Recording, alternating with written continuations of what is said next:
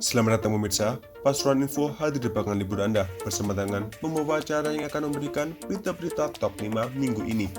Dari aktivis demo tolak proyek JLU Kota Pasuruan, pertanyakan rasionalitas anggaran jumbo hingga tabrakan karambol bus restu Kijang 3 motor di Purwodadi 2 tewas. Inilah berita-berita yang akan kami sajikan.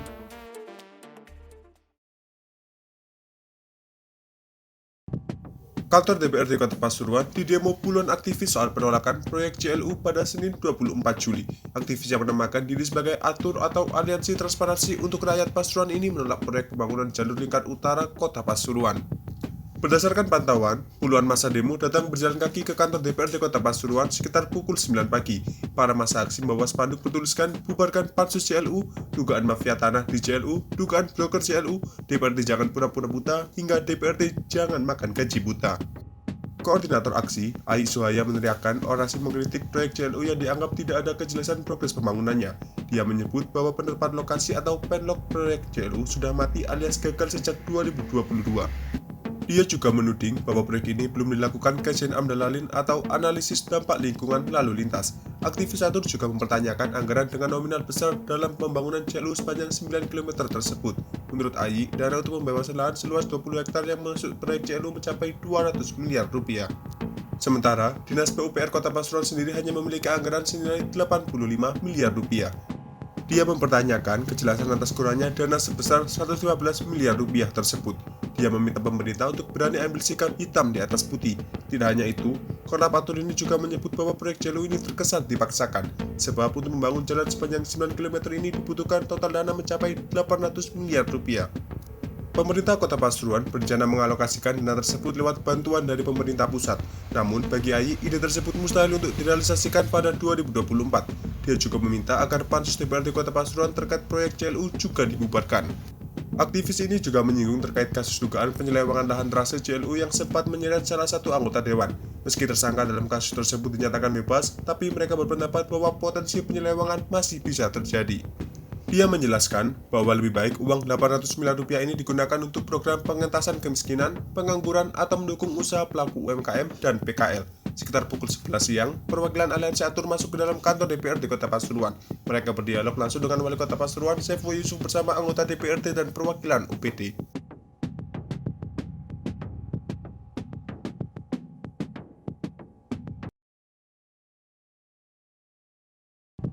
Untuk pertama kalinya, kejuaraan Paralimpik tingkat Kabupaten Pasuruan dihadirkan. Kompetisi bagi para penyandang difabel ini digelar di lapangan Plumbon, Kecamatan Pandaan, Selasa 25 Juli pagi dan dibuka secara resmi oleh PLH Bupati Pasuruan, Abdul Mujib Imron. Ketua Nasional Paralimpik Komite Indonesia, Sujipto menjelaskan tujuan digelarnya kejuaraan ini tak lain untuk mengenalkan olahraga difabel di masyarakat. Khususnya, cabang olahraga apa saja yang bisa diikuti oleh para penyandang disabilitas dan dikompetisikan sampai ke tingkatan Olimpiade. Dalam kejuaraan Paralimpik ini, total ada 56 nomor yang dipertandingkan. Puluhan nomor tersebut terdiri dari 12 nomor untuk peserta SDLB atau Sekolah Dasar Luar Biasa, 21 nomor untuk peserta dari SMPLB, dan 23 nomor dari peserta SMALB. Sedangkan, total peserta yang mengikuti kejuaraan Paralimpik se-Kabupaten Pasuruan ini mencapai 177 peserta. Mereka mengikuti beberapa cabang olahraga seperti lari 50 meter hingga 200 meter, lompat jauh, lempar lembing, lempar cakram, dan tolak peluru. Kata Sucipto, panitia tak membatasi jumlah peserta yang ingin mengikuti kompetisi olahraga khusus ini. Targetnya hanya satu, yakni mencari bibit-bibit olahraga difabel yang selama ini selalu kekurangan. Lebih lanjut, Sucipto menegaskan bahwa di setiap nomor yang dipertandingkan akan diambil juara 1, 2, dan 3. Mereka akan mendapatkan medali, piagam, dan uang pembinaan.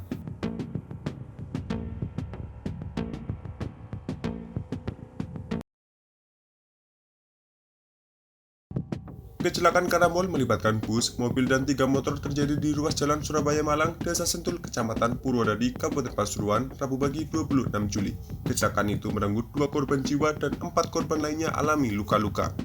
2 korban meninggal diketahui bernama Abdul Fattah, 23 tahun, asal Kaliparik, Kabupaten Malang, yang mengendarai motor Honda Revo. Satu lagi yakni pengendara Honda Beat Fatmah Dania Hanum, 21 tahun, asal Kecamatan Kejayan, Kabupaten Pasuruan. Kasat Lantas Polres Pasuruan, AKP Yudi Anugrah Putra menjelaskan mengenai korban kecelakaan di Sentul, Purwodadi. Terdapat 6 orang, 2 meninggal dunia dan 4 lainnya luka-luka. Untuk korban luka-luka dirawat di IGD Puskesmas Purwodadi, selanjutnya beberapa di antaranya dirujuk ke sejumlah rumah sakit, yakni Rumah Sakit Medika Lawang dan Rumah Sakit Mangil. Sedangkan untuk korban meninggal dari Puskesmas Purwodadi dibawa ke kamar mayat RSUD Mangil. Sopir bus dan kru serta seluruh penumpangnya semuanya selamat. Saat kejadian, di dalam bus berisi 30 orang termasuk awak bus. 5 kendaraan yang terlibat kecelakaan terdiri atas Toyota Kijang N1103R, bus PO Restu N7167UH, 3 motor lainnya, yakni Honda Revo N2230ECL, Honda Beat N2426XP, dan Yamaha Mio N5977GA. Dari hasil olah TKP dan keterangan saksi, kecelakaan bermula saat bus PO Restu melaju dari arah utara ke selatan. Bus saat itu berada di lajur kanan, dikemudikan Didik Setio Haryanto, 45 tahun, asal Kecamatan Gondang, Kabupaten Tulungagung. Saat sampai di lokasi kejadian, bus tiba-tiba serempetan dengan mobil Toyota Kijang yang melaju di lajur kiri searah. Kijang itu dikendarai oleh Mustafa, asal Kejayan. Di dalamnya ada seorang penumpang. Usai serempetan, bus dan mobil kedua kendaraan itu melaju ke arah berlawanan. Lalu terlibat tabrakan dengan 3 motor yang melaju dari arah selatan ke utara, yakni Honda Revo dikendarai Muhammad Abdul Fatah, 23 tahun, asal Kecamatan Kalipare, Kabupaten Malang, yang membonceng Awang Hermawan, 19 tahun, asal Kabupaten Musi Banyu Asin, Sumatera Selatan. Ada juga motor Honda Beat dikendarai Fatma Dani Hanum, 21 tahun, asal Kejayan, serta motor Yamaha Mio dikendarai Rike Yosefa, 42 tahun, asal Kecamatan Lawang, Kabupaten Malang.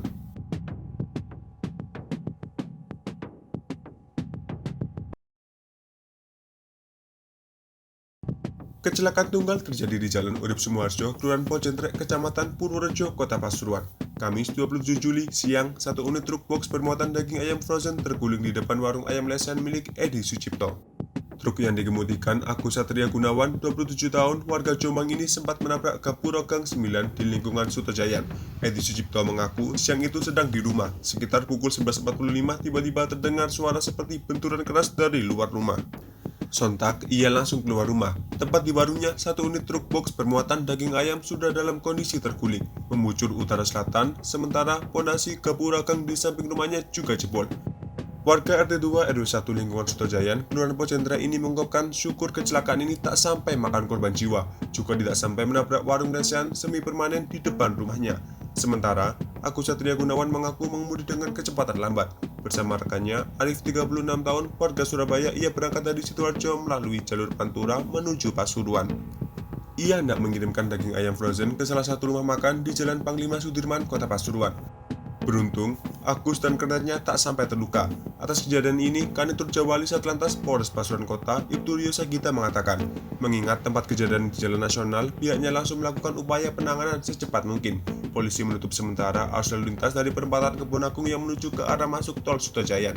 Hingga beberapa saat kemudian, truk box bernopol B9684LI itu dievakuasi. Arus lalu lintas yang sempat terganggu kembali normal.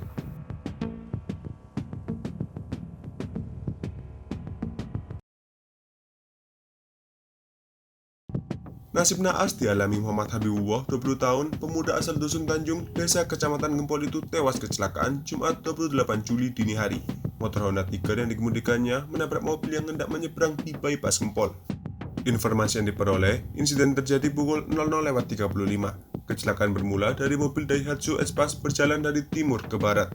Mobil yang dikemudikan Ahmad Fauzi Mubarok, 29 tahun, asal Kecamatan Kota Kendal, hendak menyeberang dengan berbelok ke kanan. Persis saat menyeberang itulah, motor Honda Tiger yang dikemudikan Habibullah melaju kencang dari selatan ke utara dan menabrak mobil.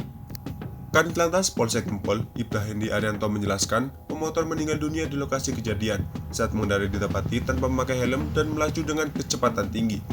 Dini hari itu juga, polisi mengevakuasi jasad korban pengendara motor ke kamar mayat Rumah Sakit Bayangkara, Watu Kosek, Gempol. Pemotor mengalami luka-luka tangan kanan patah, kedua kakinya lecet, wajah lecet, juga dahi dan pipi sebelah kanan robek. Setelah korban dievakuasi ke rumah sakit, polisi juga mengamankan motor dan Honda yang terlibat kecelakaan. Keduanya sama-sama mengalami rusak. Diduga, penyebab kecelakaan, sopir mobil kurang konsentrasi dan kurang mengamati situasi arus lalu lintas di sekitarnya. Lebih lanjut, kasusnya masih dalam lidik.